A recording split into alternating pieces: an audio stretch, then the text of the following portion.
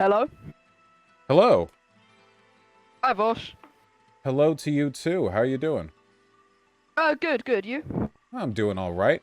Just playing video games, talking to, I've been told, conservatives having a moral crisis over moving over to the left. Yeah. Funny Y you should mention that. yeah, tell me about that. Wait, hold on. I'm sorry. Really quick. How old are you? I'm 15. I turned 15 in August. Jesus. All right, well, what do you got on your mind? Oh, I'm kind of divided because I've always considered myself like right-wing conservative. I got to politics around 13ish, and I think when I'm divided because I've been listening to you for about a good part of maybe a month, 2 month-ish. Mhm. I remember when I first found your channel, I think you said something about Fox News viewers being like, I don't know if it was racist. It was something along the lines of that, and I was like, "Bro, this guy's stupid. I can't believe I've been listening to this." And I unsubscribed. And then slowly but surely, I kind of watched more of your videos about the one about Professor Flowers, about Ben Shapiro, and I kind of got my beliefs challenged a lot. I used to be one of those whole facts don't care about your feelings, those kind of people. And Right. then I think when I listened to more leftist people, like you and so a little bit Hakeem, I watched a couple of his videos. I kind of realized that maybe my beliefs aren't really, I don't know. I don't think they're very correct. I think looking back on it, looking back on what I've my political history, like school debates and stuff, I kind of feel like I've kind of been very wrong on a lot of issues, and I kind of feel like because I have like a group of friends at school, everybody usually does, and they're not very political. They're usually just what you describe as a normie, Right. and then and they'd say because usually, like if anything political, they usually come to me. They were like, "Yeah, Sam knows that. Sam knows this. You probably ask him." And I've been spreading some, put it lightly, quite reactionary ideas like immigration is bad, gay marriage is wrong, and that kind of stuff. And looking back on it, I kind of feel like I've kind of ruined a lot of people like that. And those people go out into like their friend groups, and their friends will tell their friends. And looking at other people's arguments, especially you and other left-leaning creators, I kind of feel like it's going to be hard for me to go like, hey, everything I said for the past 2 years, it's wrong. Here's, their beliefs and stuff. But yeah, that's kind of my dilemma. Yeah, I get that. What exactly, so you said you saw a few things, like me talking with Professor Flowers and talking about Ben Shapiro. What about those what about those conversations made you feel as though some of your prior assumptions may have been incorrect? I think I think there was a special video on trans people. I think it was your video about Ben Shapiro still hates trans people. And I used to believe for a very long time, I think only really recently I switched, I used to think trans people were mentally ill. I thought, no, strange, icky, oh, this is bad. And I always had the beliefs, I didn't like dehumanize them, what I did for a bit, but I didn't properly dehumanize them. My point of view was always like, well, there's a lot of trans suicides, but it is a mental illness, but these people, they are still human beings and they need help. I think some of the arguments I used was like, schizophrenic people are still human beings, but they do have a condition and we should be as accepting and loving to those people and try to help them through their difficult times, especially like depression and that kind of. But I think like speaking, like, well, not listening to you and other people, I think I've done the research and I've doing research and stuff and just listening to what you and other people said. I used to be one, as I previously mentioned, I used to be one of those massive right-wingers, facts don't care about your feelings, but recently I've realized that's kind of a myth. Like, the biggest myth I've started realizing is that right-wingers have facts and left-wingers have feelings. Then I'll, like, speak to other right-wing people I know in Discord, sorry, and I'll say, well, trans people, they are what they say they are. Then I'll bring up the biology and they'll be like, no, they're just I don't feel that they are. It kind of just makes me think, like, do they really have facts and do the lefts only have feelings? It kind of looks very, very opposite the more I see it. Like, the left-wingers actually have the facts and the academia on their side, and the right-wingers are kind of just a bit of crying about it. But I mean? Oh, you know, when I got the DM from the person you spoke to before, the server admin, I was under the impression that you know, you were looking for a push on some of these issues with regards to what to believe, or at least to get some opinions and stuff. But it sounds to me like actually you've done quite a bit of, I guess I would call it personal growth on your own, through what I can only imagine is sheer force of will and it's more like sort of a retrospective or a kind of like a reflection that you're curious about. Do you feel guilty about? You said you feel you've misdirected your friends. Do you feel like that weighs on you? A little bit, yeah. Because I remember like with them and stuff. Back in, well, I don't know the American term for it. We had something called year 8, which would be like the junior year of school. That must have been when I was like 13ish or 12, just going on. And I remember I told arguments. I think it was specifically like in a well-being lesson. It's about a debate, and we had a debate on gay marriage. And I was like, no, marriage is a man and a woman. But I won that, and I believe that. Say if I had a friend who was gay, I suspect, like not in a rude way, suspected someone's gay, but maybe if they were. And like, if I've known that person for years and years, I kind of feel sorry for them because they've probably listened to me, like someone that they've known, listened to me basically saying that gay marriage is a sin and all of that. If they were gay and they wanted to I hope they found like a partner later on in life, they would probably feel like really put down, really like, oh, my friends don't like it, maybe I won't come out and stuff like that. It makes me feel guilty because I feel like I'm personally responsible for that person not being happy around people, having much self-confidence. Jesus, I wasn't even remotely sympathetic when I was your age. Jesus Christ. No, seriously. I think I mean, I think that with regards to your spirit, you've got the right head on for sure. I think what we often think of as guilt is a really unproductive emotion because it's at the end of the day we are what we do, right? I mean, you can think what you want up in your head, but it's the actions we take and the effects we have on others, I think, that will define us. That'll certainly, define how others think of us.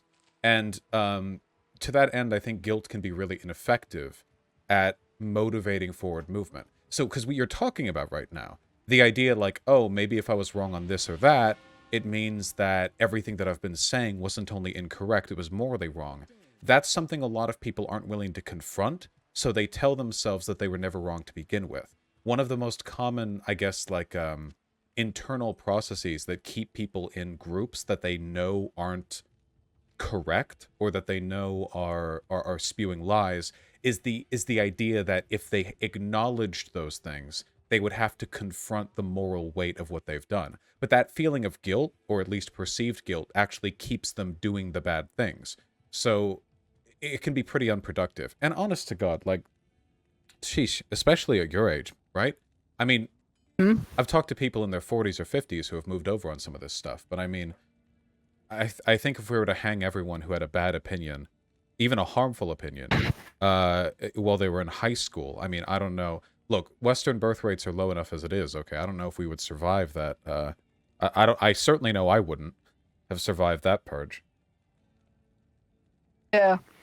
I mean, another experience I had, because on Discord, when I was at the peak of my whole right-wing, I used to own a Discord. It had the vanity URL of discord.gg/right. And that used to be pretty popular, but then after a while, I mean, with that kind of community, I'm not going to try and be too harsh on them because some of them are probably watching. I think I kind of realized after a while, when my beliefs kind of got challenged and progressed, I kind of saw the whole community as just a bunch of racists. Get what I mean? Yeah. Like, some of those people, like, nice, and I spoke to a lot of them, and they're not all terrible people. Just the more I progressed and like, because one of these community, like, they started to try and like get me to resign owner because I banned the N-word hard R. Like, those people are kind of... Well, I think because it seems to me like one of the big conservative projects of the past few decades, especially online, hasn't been making people conservative, but rather making non-conservative people amicable to conservative language. So a lot of people, for example, they're like, oh, you shouldn't ban saying the hard R, you shouldn't ban harassment or racism or sexism, not because I'm pro racism, sexism, harassment, or N-words, rather, but because I'm pro-free speech. And that doesn't really follow, does it? I mean, you can be pro-free speech, but also acknowledge the importance of socially discouraging certain types of behavior. They'll do this, too, with the trans thing, right? You said it yourself, Well, I'm not transphobic, I just think they have a condition. And in doing so, what they do is they affect all of the same end policy goals, which is the disenfranchisement of trans people, but you're not doing it through hate, you're doing it through the language of medical compassion, which is what a lot of conservatives like, say, Crowder will do. But when Crowder talks about trans people, he does not talk about them through the lens of medical compassion. He mocks them ruthlessly. So there's an incompatibility between their actual, like, goals and the language they use to sanitize it. And I think I suppose what you caught on to, right, was that process. A lot of people who, think that black culture leads to more crime but don't actually have any problem with black people actually have problems with black people, don't they? I mean, sometimes not even that well hidden. Argument on Ben Shapiro. He said it had nothing to do with race and everything to do with culture. Mm-hmm. But yeah, I mean, no offense to good old Ben Shapiro, but I don't know. He always gave me kind of vicious vibes. Like, doesn't he? He says he's a libertarian, but he wants governments like regulate morality and stuff. He's never really struck me as the libertarians. But libertarianism is cooler than being just sort of a fuddy-duddy moralist conservative, isn't it? Right? So you spread yourself out and you try to appeal to people as much as you can, especially, and not trying to patronize or anything, but especially young people. Because, like, you are Ben Shapiro's target demographic. You are Jordan Peterson's target demographic. It is not people in my age group. It's people in your age group. So, I mean, the fact that you were able to move away from that at all, I think, is something you should be proud of, not something you should feel sort of retrospectively guilty of. Yeah, I agree on that one. So, I mean, especially with Ben Shapiro, I think when I was younger, I think I got one of the first things, he was like 3 moments that made Ben Shapiro famous, and just one when he was doing like on-screen TV debate with like a trans person. He said, "I'll call he Caitlyn Jenner, or call him Bruce Jenner," or something. And then that's when he first did the whole "facts don't care about your feelings." I mean, when you're younger, it kind of appeals. I know it sounds wrong like later on, but like it kind of feels like it makes you motivated. You're like, yeah, we're here, do what we want. Facts don't care about your feelings. Read a science book, lol. Like, you get what I mean? Well, yeah, basic of course. Biology. Well, young people are casually cruel, right? I don't, again, like, no direct impugning. I just, the mechanisms, I get what you mean. yeah, the mechanisms that we build socially, to be empathetic to others are usually not fully active, when we're very young. So especially at that age, I think that language is super appealing. Like, oh, this isn't about morality, dumbass. Read a book. Like just sort of this like flippant dismissal. And Lord knows I've done that to people too. Though I try to do it when I feel like they're actually wrong on something and not, not over issues like that. But I think that's an aesthetic of intellectualism that's really, really popular with some communities. So I can understand the appeal. I mean, there are people in my age group who go for that as well. How recently did you sort of feel yourself moving over on this? To be honest, I think it was a process of like must be around 5 months, but it's now like gradually picking up speed for like the last month, because I think before the 5 months, the previously 5 months, I used to be, as I said, very hard right, conservatives, immigrants aren't British, or you know what I mean. And then I think as I started watching left-leaning creators, I think the first one I picked up was Hakeem, which I'm sure you know of him, and then it was like socialism gives a better quality of life. And I think I was quite taken over with that. I was like, damn, maybe he's actually got some good points. Then I watched a couple more of his videos, and as on and on and on and on, I kept him, slowly shifting more left as time progressed. Last month-ish, I picked up your channel, and then yeah, I've enjoyed watching your videos. I found some of them funny, especially the one with the climate-denying fedora guy. That was pretty funny. Oh, he got so mad. Yeah, I think I would be surprised if that guy ever goes on like a hosted debate panel again too. Like me and James were laughing at him. I felt bad after that, but the dude's a crackpot, so I don't, He can't do any debates. He's banned off YouTube for saying forbidden things about the coronavirus. Oh, that's right. That's right. He did get axed a little while afterwards. Okay, well, that's forbidden. Can't say it's terribly surprising with the direction that conversation went. No, I get that. I think, would you self-describe as a socialist now, or are you just sort of amicable to alternative forms of economic organization?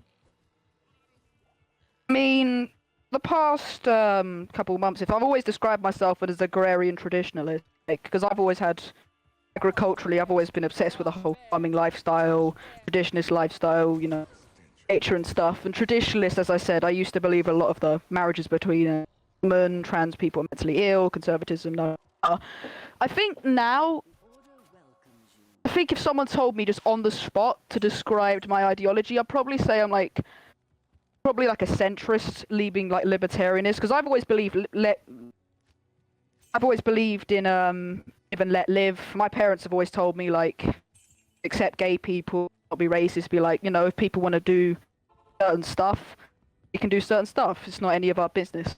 I remember really funny stories because when I must have been around 5 or 6ish. I was on couch watching TV with my mum and dad, and there was 2 gay people kissing. And apparently, what I said is, I started getting really shocked. I was like, "Mum, are they allowed to do that?" And my mum and dad just started laughing. They were like, "No, everybody's different, and they obviously love each other very much." And yeah, I've never been raised bigoted. Like, I think the only really bigoted is about Romani / Gypsy people. Because we used to and still do live near a very big one of their camps, and I'm not trying to say that all of them are bad people, but I don't know, But some of those you've people had negative experiences? yeah, very negative experiences, like stealing gold off cars, rubber off wheels and stuff. I'm not saying they're all bad people, because it's not an ethnic problem, it's just some of those. No, I get it. Well, I mean, that's kind of the conversation that we have with like in a lot of black communities here in the United States, There is definitely a sharp divide in like the criminality in certain areas, but when you look into it in a sort of broader lens, what you find is that it's all like socioeconomics, like more than anything else, you know? And I know that Romani people are like super, super fucked economically in like a trillion ways. So I understand, though I don't know all the details. Here in America, the dislike of Romani people comes off as very quaint. I think that Americans kind of assume that we've monopolized like racial dynamics in the world. So when I hear about other types of racism, it's always so strange. Like when I hear about the like the Balkan like Trust me. ethnic conflicts, it's like, what are you all doing over there? Wait, which one of you is the white one and which one of you is the black one? What are you even angry about? It's like people who've never heard of gay people asking a gay couple like, well, which one of you is the man and which one of you is the woman? It's like, well, who you know what I mean, right? Yeah, I do. Yeah. I think in Europe there's actually a saying that the only thing all Europeans agree on is gypsies are bad. That's actually a saying out here, because I'm not saying that they deserve their entire, stereotype. In my opinion, Europe kind of did the same thing to Jewish people for like hundreds of years, saying that they were nothing, greedy money stealers, and they're not. I think they still do that quite a bit. I mean, maybe outside of like Germany, France, Spain, and England, I think it's still a fairly pervasive idea, especially in some parts of Europe. To my knowledge, it was just about the Torah. I think it was in the Bible prohibited taxation or not taxation. I don't know the full quote of it, but the Bible forbidden lending certain sorts of money, but the Torah didn't do that.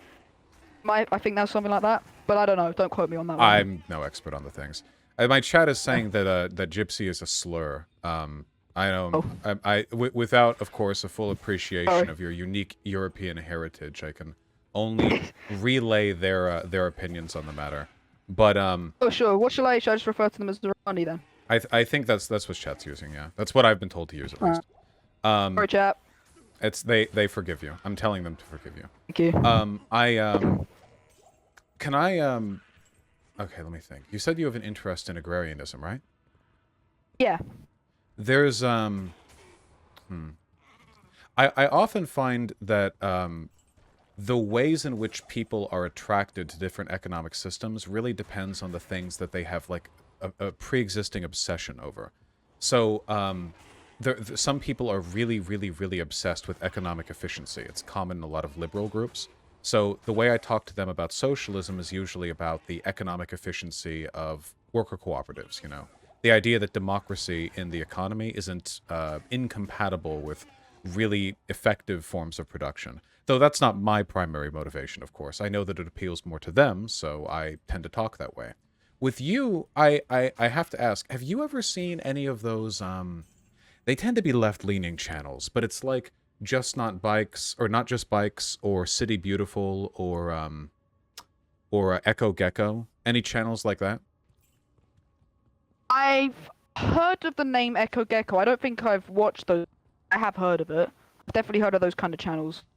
There's something I've really been getting into it lately, city design, because I'm sure I'm sure you would probably agree. I don't know. You're English, right? Where roughly in England do you live, if you don't mind me asking? Kent. Kent. Is that a Like larger city? south.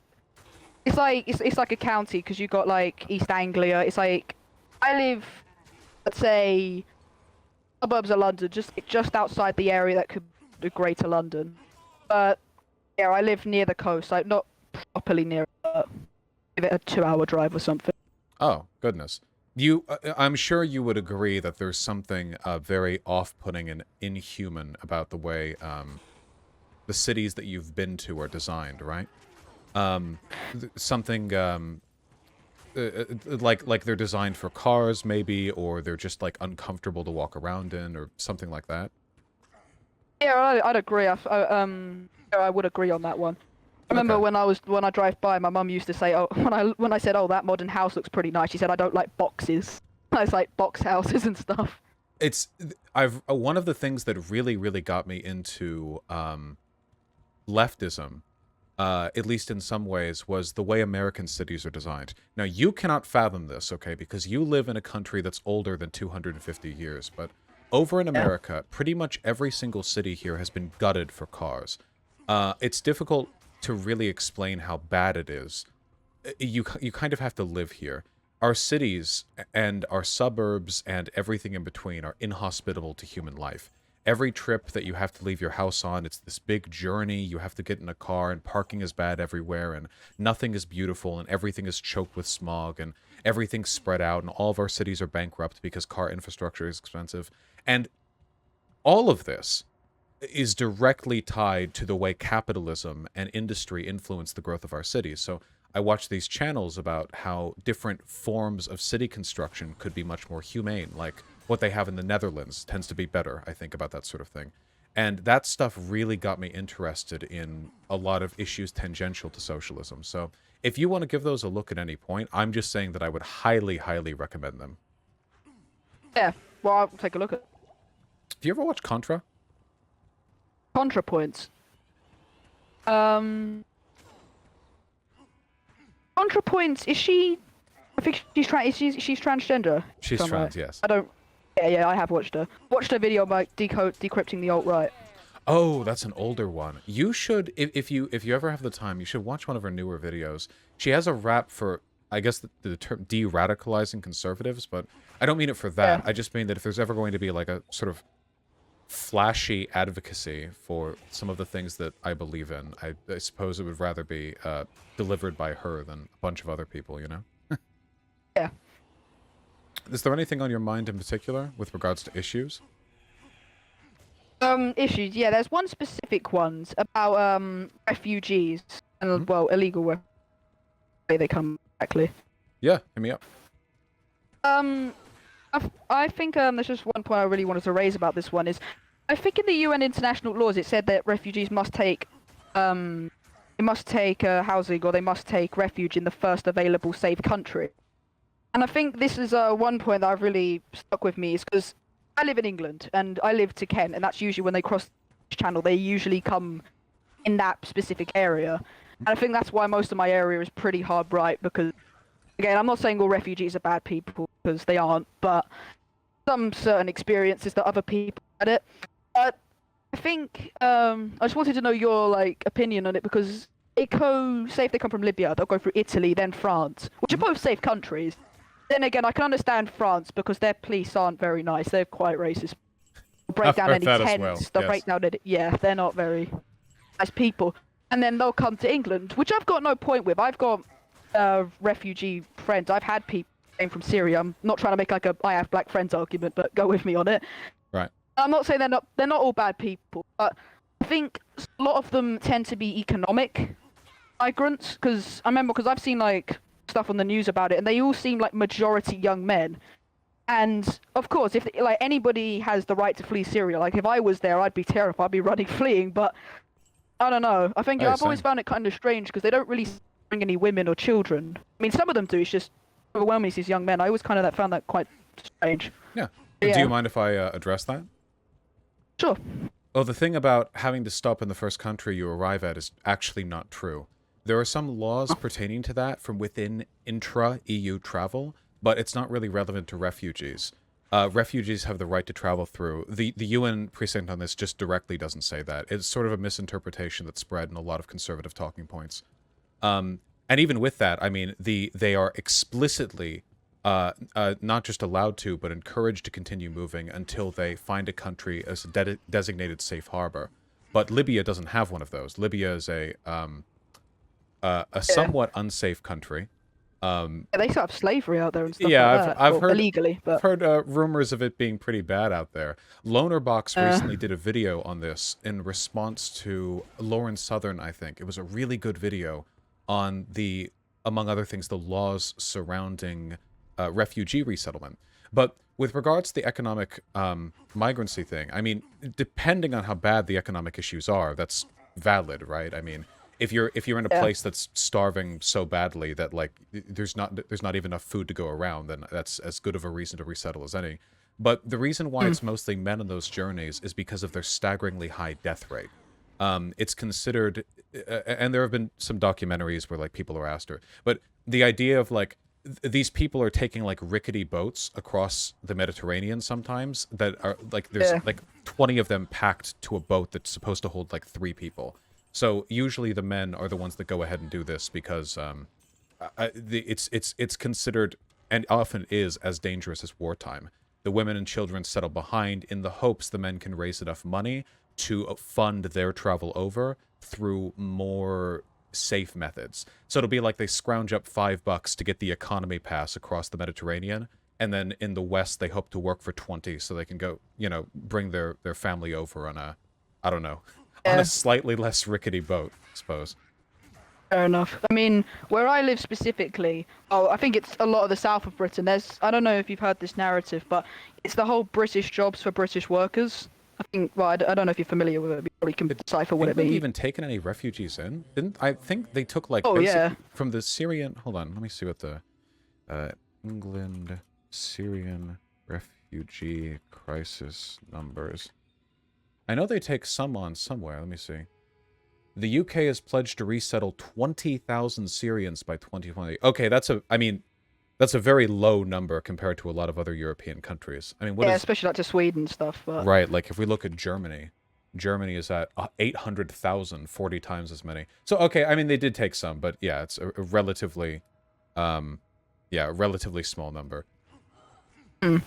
there's also another thing I want to about on that point. Because there's in London, because it's split into different areas, because you've got like Newham, Woolwich, Greenwich, those kind of places. But I think where that whole British jobs for British job workers comes from is because there's cities like Newham, which are like 34% white British, and I think there's no issue with that. As again, I'm completely fine with white people getting phased out over time, but as long as the way I see it is, I think when a lot of people tell me, like the whole 14 words thing, Yeah, and I've I've heard spoken to a rumors. lot of people in real life, speaking to people in real life on Discord, and I get told, usually with the whole British right wingers, they usually, the term mask off. I mean, the more you speak to these people, because I remember I had one guy who was, oh, I'm a British conservative. He's like, oh, did you hear that the immigrants are coming to replace us? Eh? What do you mean by that, bro? What do you mean by that? And he said, no, I'm not a Nazi or anything. I just be they're coming to replace us, man.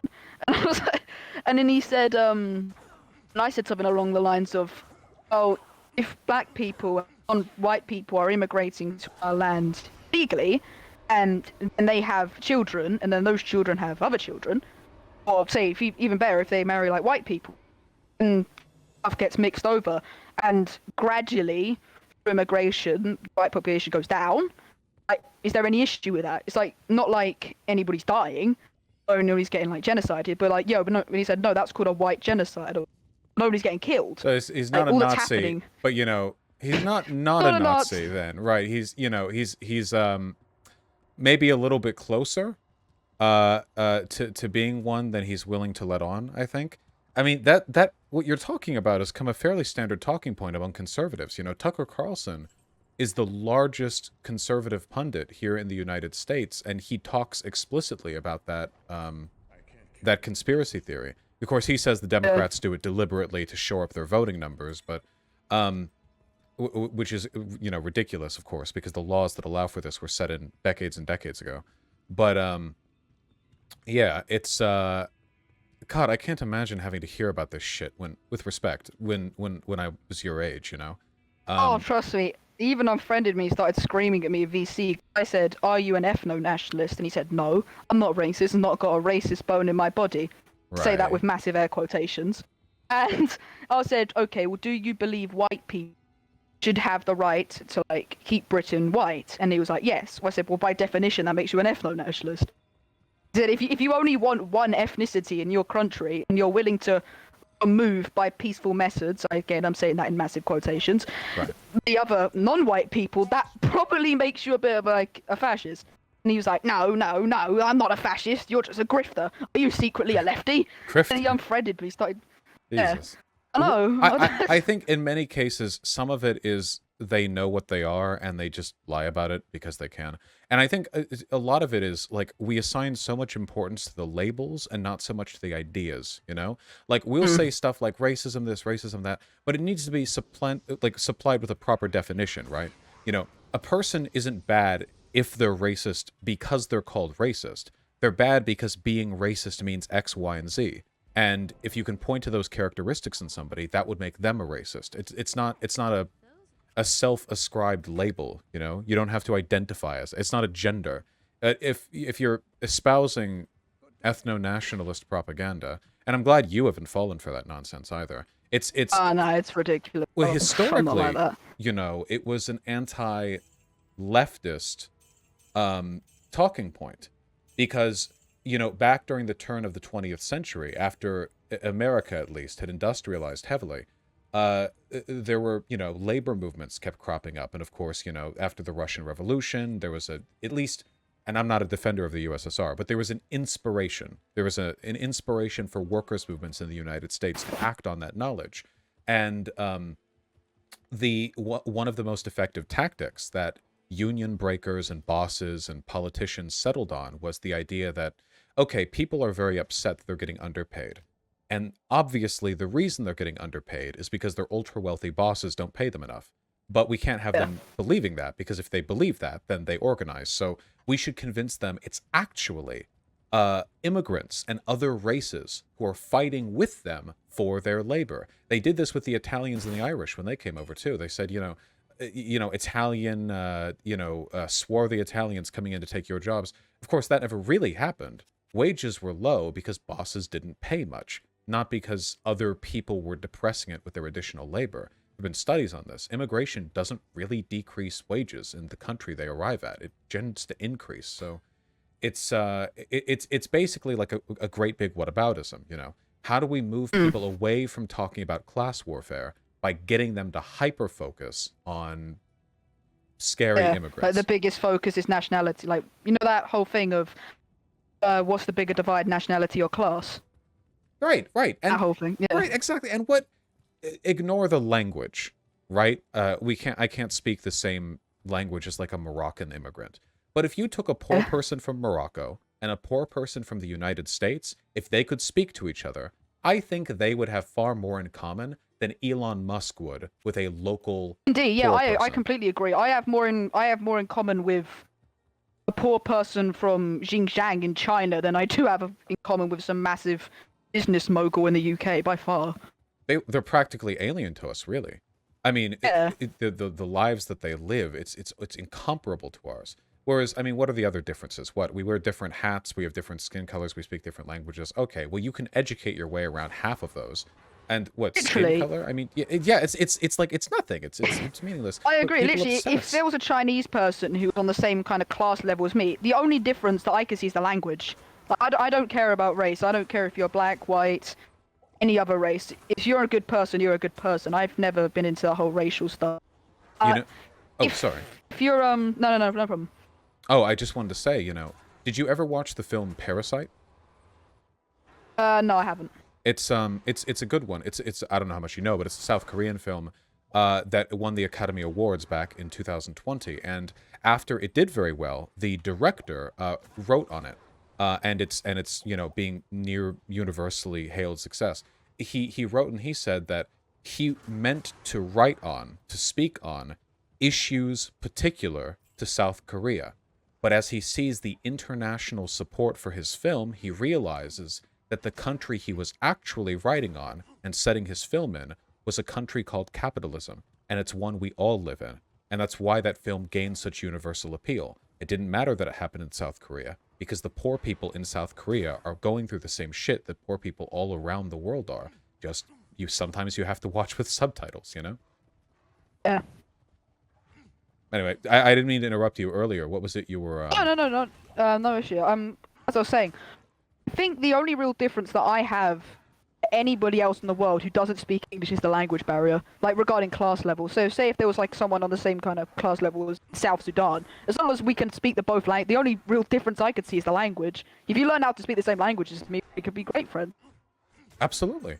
And I don't think there's really much of anything that could get me to be friends with Jeff Bezos or Elon Musk. I think I would actually quite dislike being around them, in spite of our, linguistic commonalities. I think they'd be insufferable, actually. Yeah, I agree on that one. Yeah, oh god, I'm just gonna start talking about Squid Game again. But before, to keep me from getting to that, were there any other... And I can't move you over on like anything and everything, but were there any other points of contention you thought perhaps, or any other issues that come up from time to time that you were interested in my thoughts on? Yeah, there's one about first generation immigrants. Yeah? Mhm.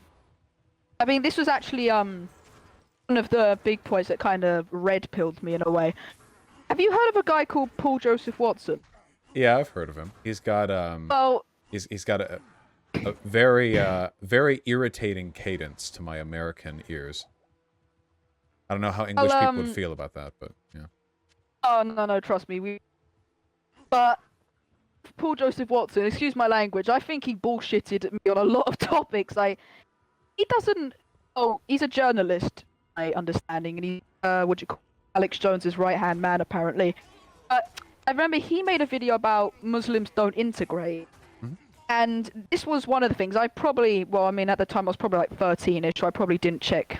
If I saw that now, I'd probably ask for the evidence, studies and that. But at the time, I kind of just kind of ate it up, like, yeah, true, yeah, this is definitely true, you know what I mean?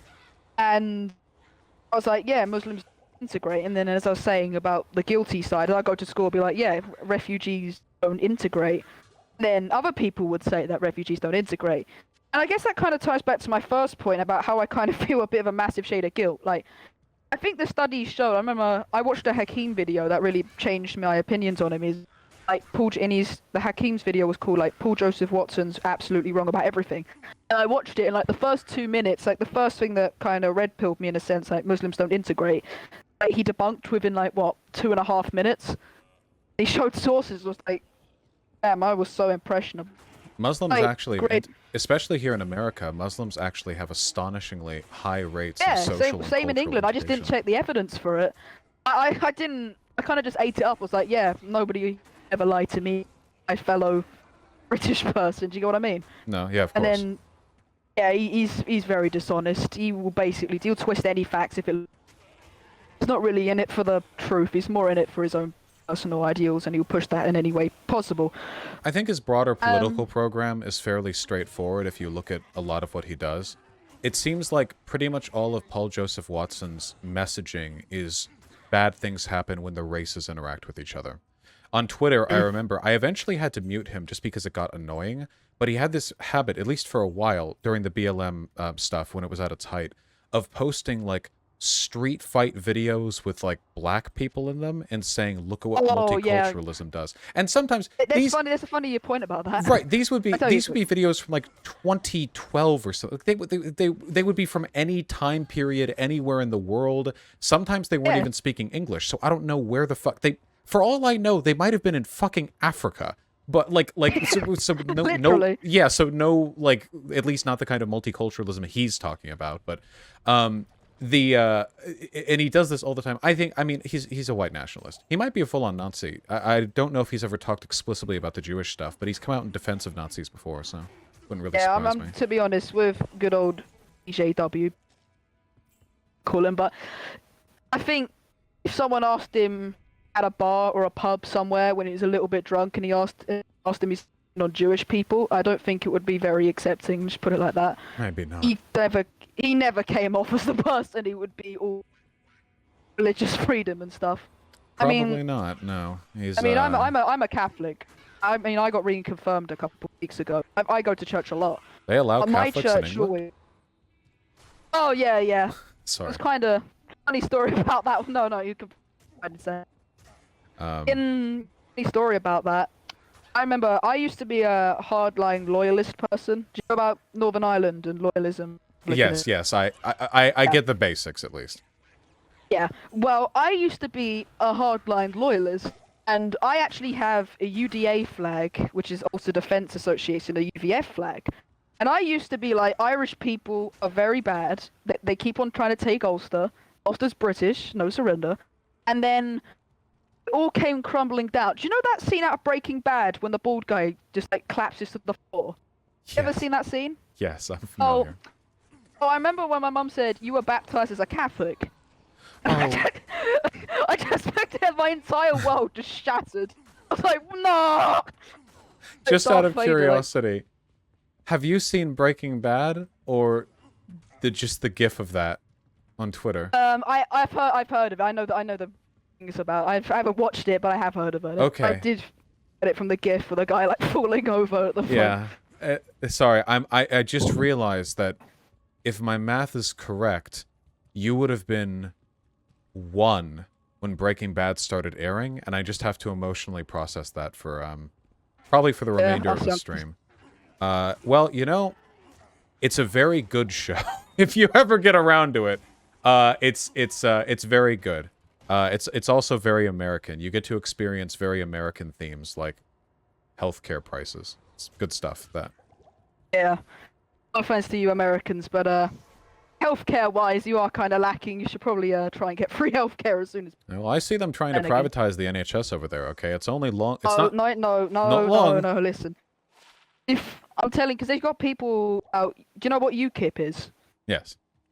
United Kingdom Independence Party. Well, good old Nigel Farage. Well, I do respect him in some senses to get us out of the, well, more successfully negotiation-wise than Theresa May did. But yeah, I'm pretty sure he wants to privatize healthcare. By pretty sure, I mean he's given an indication. Yeah, he's given me the vibes that he might want to do that. You know, do they? Wait, hold on. I'm sorry. Do they say that in England? Do you see like the vibes or like vibe check? Are those sayings over there, or is that more of an American thing? Well, British sayings are they're quite something. When you might in American, you probably say the saying American, the English saying, "What's up?" or "How you doing?" Well, certain people over here would say like "Wagwan piff," and stuff like that. British culture's kind of devolved in a little bit. But yeah, we have some interesting languages. People don't really see vibe check. They usually just say bang check usually, but you're reverting back to your Neanderthal lineage, you know? Yeah, we're going back to our plebeian ancestors. Exactly. You know, the Romans, you know, they visited the island and they found a bunch of monkeys like bashing rocks together. Strong but simple. Oh yeah, true. And you know, and since then. Don't tell English ultranationalists about that one. Biggest way to start getting them upset, just say, you know, you were a bunch of barbarians before Romans arrived, and they start devolving. Oh, we were barbarians, but we were white barbarians. That makes us infinitely better than us now. I just imagine, like, the fucking, you know, Brittonic tribes, like, calling Romans, like, swarthy or something. Whatever dumb shit people like to project onto the past. Okay, sorry, hold on. I've processed the Breaking Bad thing now, I think. Yeah, fuck, what was I saying? Oh, Christ. Oh, no, I don't even remember. It's fine, don't worry. Yeah. Well, either way, yeah, immigration has historically been one of those big fear-mongering talking points, and I don't necessarily Indeed, blame yeah. people for falling for it because it is one of the few race-adjacent issues where you can see a direct mathematical correspondence that is often difficult to explain without either making assumptions or without like having a degree in sociology. The idea that immigrants coming in to steal your jobs is a problem is very intuitively correct. It makes a lot of intuitive sense. Like, of course, there are only so many jobs. If immigrants come in and they take those jobs, then that is what happens. So I think it's easy to fall into stuff like that. Of course, many of the people who lie about that kind of stuff, like Paul Joseph Watson, don't actually give a fuck about the jobs. These people aren't Oh, exactly no, big. no, no, no. They don't. They do not care about the jobs. They only care about riling people up. Right. They don't, I They mean, they're wouldn't not get. worker Paul Joseph advocates or Watson wouldn't even whatever. do anything. Yeah. Paul Joseph Watson's on the Nigel Farage kind of league. He doesn't give anything. Whole white folk population. He'll sell them out in a minute if he can get his popularity up. Yeah, it's one of the reasons why I think, I mean, I guess even if a person was racist, I mean, you have to choose your leaders right? Because all the big people who the like far right support clearly do not give a fuck about like the white people in their country either. It's they're very holistically uncaring, you know? It's just a divide and conquer strategy, really. I think we should care for everyone, but I mean, we should pay attention to what our leaders are doing, right? I mean, you're talking about the whole immigrants are taking our job. Something about British history, especially in the London area. I don't know if we probably might know this, but do you know the party, the National Front in the UK? And I'm assuming you could probably decipher what they're about. Yeah, I know of them, and I think I know of them at least, and I get the feeling from their name.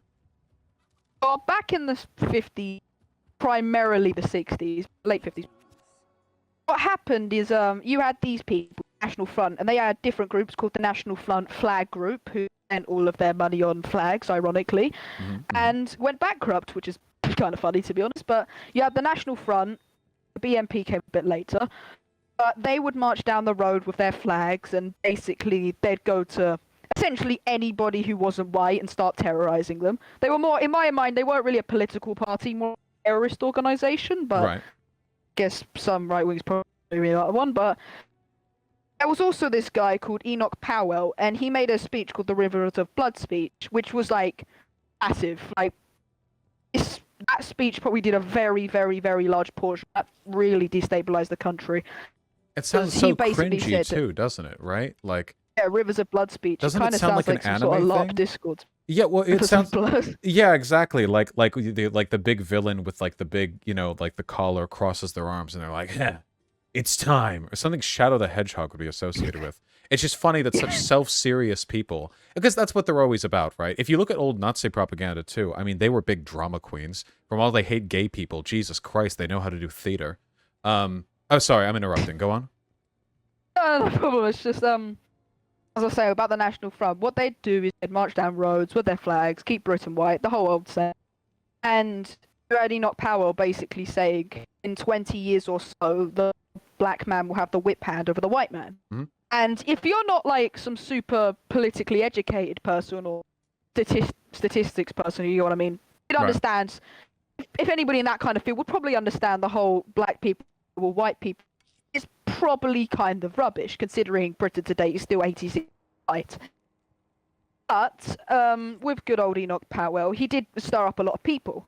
At the National Front, they would go into Jamaican-held restaurants or pubs. There was actually a really good TV series on it called like Black and British, and it was basically these people in the 60s, and they were Jamaican. They had their own thing. It was pretty cool, really. They were just having a drink, having a little bit of marijuana. They were just chilling, nothing Right. hurt anybody. And then you'd have these police going in there saying you're being arrested for having late night queer parties, and that's not a joke. They would actually do. No. There's a history of this in the United States as well. 100%. Actually, and then apparently there was one scene where a cop said the last person to get to kill an N-word would be fired or something like that, something along the lines of that. And Right. it was really horrific. Like literally beating this poor guy up and didn't do anything. He was just trying to get home. And I think there was even another scene where like the National Front people, like the whole far right, keep Britain white bloc, were actually terrorizing them, and the police were like just walk there slowly, let them do their thing and leave. Pick up the pieces, do a report, quotation mark, sleep under the lug. It goes on. But with the National Front, eventually what happened is in the Windrush era, more and more black people came in, or more and more non-white people came in. Right. And eventually, in the 90s, far-right people started realizing this is a losing battle. And then in 2008, Tommy Robinson, another right-wing nutter, decided to form the EDL, the English Defence League. And that's when the far-right in Britain, their main focus, it switched from black is bad to Muslims are bad. Because they kind of did a bit of a switcheroonie halfway through 2000. And then they were like, yeah, black people's fine. We have black members in our groups. They've done and then this they started going off. many times, too. They Not do, just them. literally. All over the place. This happens time and time again. The exact same thing. The constant shifting of rhetorical focus. The prioritization of a new enemy. I don't know if you've been assigned it yet, but this is actually very much like 1984, where you keep the population consistently agitated by always redirecting their focus of attention against what must be the eternal enemy.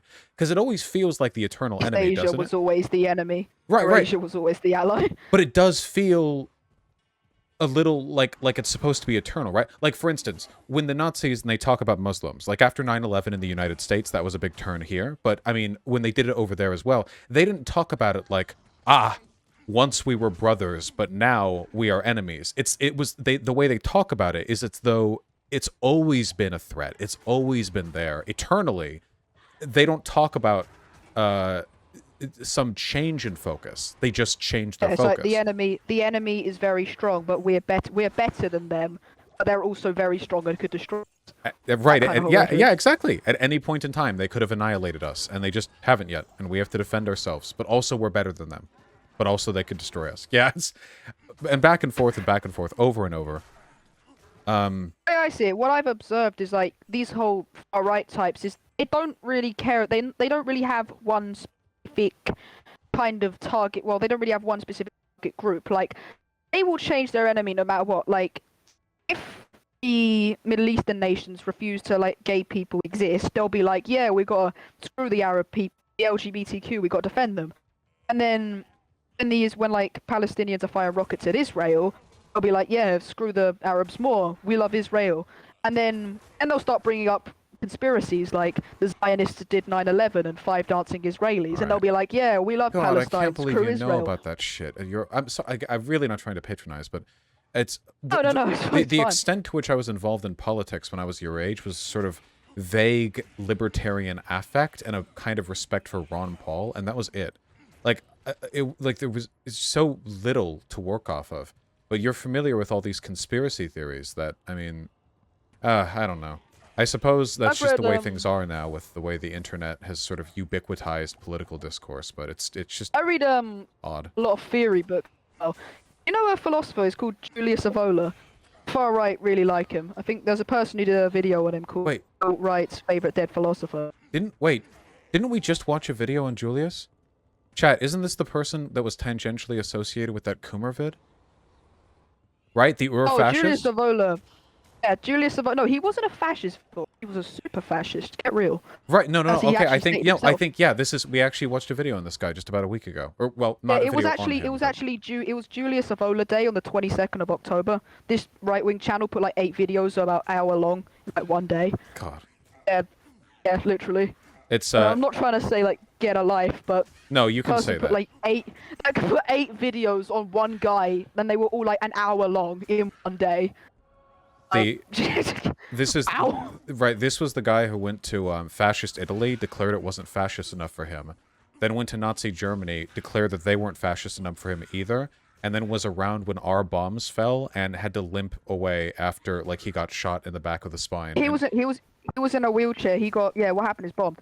I know a lot about that guy. I've got like 9 of his books, and I was like super right wing. Really? Yeah, he's very far right. You know, he's Oh, right, he is the far right. He's like off the compass far right.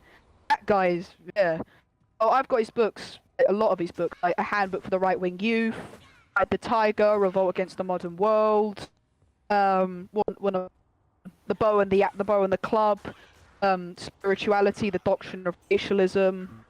You know what I mean?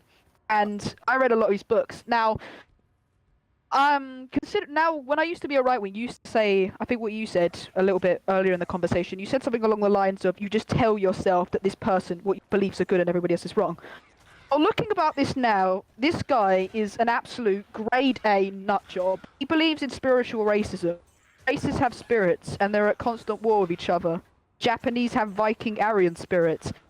Well, of And course, you because can they were speak to dead allies soul. to the Nazis back at the time that he would have written that, right? So This guy is such a crackpot. Like, looking back on it, like, I'm Yeah. sorry. No. This is one of the reasons why I also laugh at the facts and feelings guys, because if you actually look at like the roots of a lot of far right literature, it's distinctly anti-rationalist. You know, it's because the greatest heritage of what we call Western civilization is clear. It's the Enlightenment. That's the one thing we nailed. All the shit before that, monarchies and serfdom and Oh, feudalism. he was Dark Enlightenment. Dark Enlightenment. Right. Well, he rejected everything Enlightenment based. But it's funny Yeah, 'cause because he was- these guys talk about like the heritage of the West. The heritage of the West is the Enlightenment. That's the one really cool thing that we nailed after a while, you know? That's what defines the success of the modern West. And that's the one thing they hate more than anything else. Very silly. Yeah. I think with Julius Evola, he was the closest thing to being a fascist, but he was also the greatest critic of fascism. And I know that probably sounds really antithetical. Go with me. Essentially, what he believed is that fascism was an ideology, but he wanted his followers. He was a traditionalist, and you know, like the thing with free brackets, traditionalist, Right. free brackets, traditionalist, another free brackets, like. Right. When people say they, like we do the thing with a they. Well, traditionalist. Traditional And attitudes essentially towards Semitic groups, yes. Yeah, traditional attitudes to Mussolini and classical fascism and Giovanni Giolitti. But, yeah, you get what I mean. And he believed that fascism hadn't gone far enough. And I know this sounds really larpy. Probably if he actually ran a school of fascist mysticism in the fascist Italy. And even Mussolini thought this guy was off his nut because actually, fun fact, he wrote a critique on the Catholic Church because they weren't spiritual enough. I have another one of his books called Contemporary Spiritualism. And with his spiritualism, he believed that you should revert to paganism. So the Catholic Church got another right-wing Catholic and called him a Satanist. So, bozo, I guess. But as I was with good old Julius Evola, he believed that races have spirits and they're all in constant war with each other. And when you die, you meet. I don't know I don't really understand it myself, but you meet this kind of spiritual presence.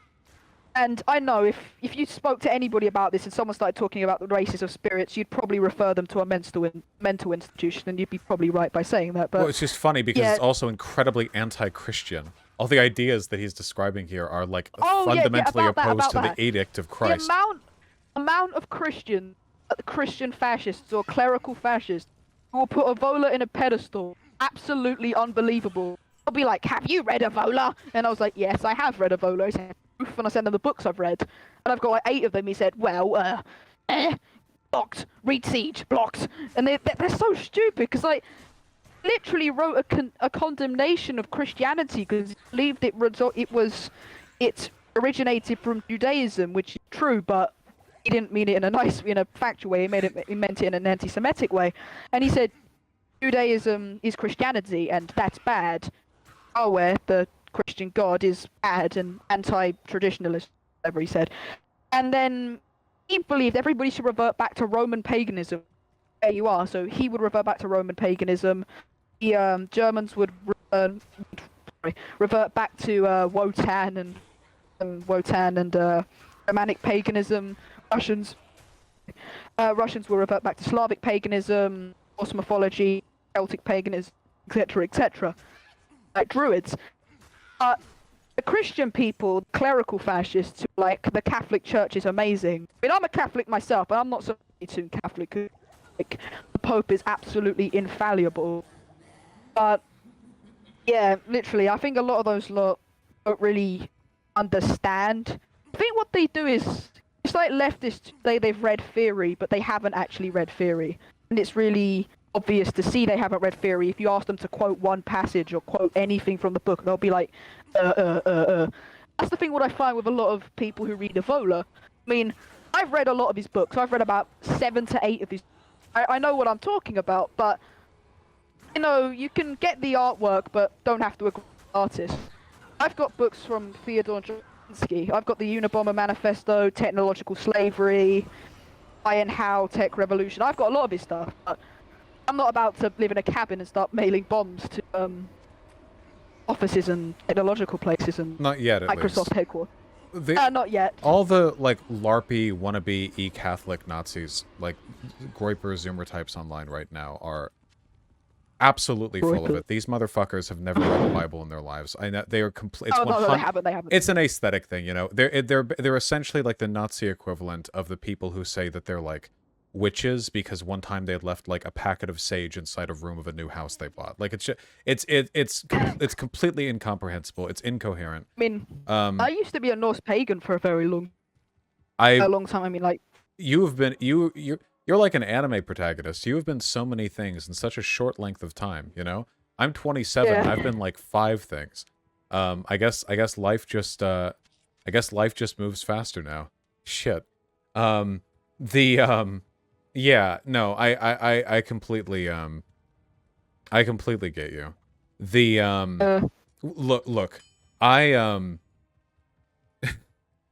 You've read more theory than most leftists, but it came from a fucking fascist. The end game of like far right discourse, I think, is people writing angry letters at each other, and rather than address each other's arguments, they just like send each other like unflattering diagrams of the other's skull shape. I think that's probably like the end game, and everything before that is LARP, really.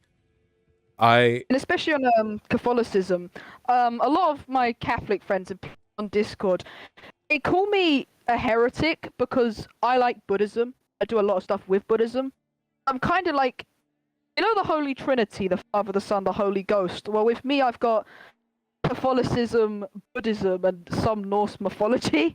Yeah. And I love Buddhism. I think it's really peaceful, and I think if half the people in the world converted to Buddhism, we'd probably have a great, better society. I've got a lot of books by the Dalai Lama. I've got How to Meditate, The Human Potential, The Little Book of Buddhism, and I like reading that. Sometimes if I've had a long day at school, tired or upset about something, I'll just sit down, read the book, and then just do some meditation. It makes me calm. But then all my people I know who are Catholic start saying, well, the Buddha was a heretic. Anything that isn't Christianity is evil. You should know this. And then I'm like, okay, whatever you say, buddy. Yeah. No, I I completely understand where you're coming from. I have to talk about some political segments soon. Otherwise, I'm just going to aimlessly play Diablo for the entire rest of the night. I just want to say, like, sincerely, the fact that you could go through all of that, and learn all of this in such a short length of time at such a young age is terrifying to me. But the fact that you can reflect on those beliefs is incredibly optimistic, or at least it inspires optimism into me. The only thing that I would say, I guess, or that I would ask, in addition to, I don't know, like, check out a lot of cool stuff. I think a lot of lefty content creators have a really good like introductions to some of these ideas. Just remember that whatever processes by which you've been duped in the past, you can be duped by again in the future. Because different content creators can appeal to different emotional and cognitive weaknesses in different ways, on different talking points, using different types of language. Whether they're on the right or the left, you always have the ability to be duped by that, regardless of your age or level of experience. So always keep that in mind. Altogether, I'm just, I was delighted to have the opportunity to talk to you. Thank you, Vosh. I've actually really loved talking to you. I think we got a lot of good stuff, good conversation. About it being terrifying, I haven't even began to get into my bit about Max Stirner, post-leftism, and the ego in its own, and my thoughts on that book that I've read. I'm only joking with you, but Are you? I don't know. It's perfectly in line with everything else that you've said. I've got the book. I've read a little bit of it. I'm getting through. I should hopefully be next month. You can explain it to me. I don't know. I haven't read You ever anything by want to talk? You Stirner. ever want to talk about Nietzsche, Aristotle, Max Stirner, Ted Prim, Kaczynski theory? Yeah, hit me up. Jesus Christ. Well, good luck with what will no doubt be at some point your inevitable introduction to left or at least political YouTube. You're going to decimate the competition. Thank you. All right, you take care, okay? Take care of yourself, Wash. Thank you for having me.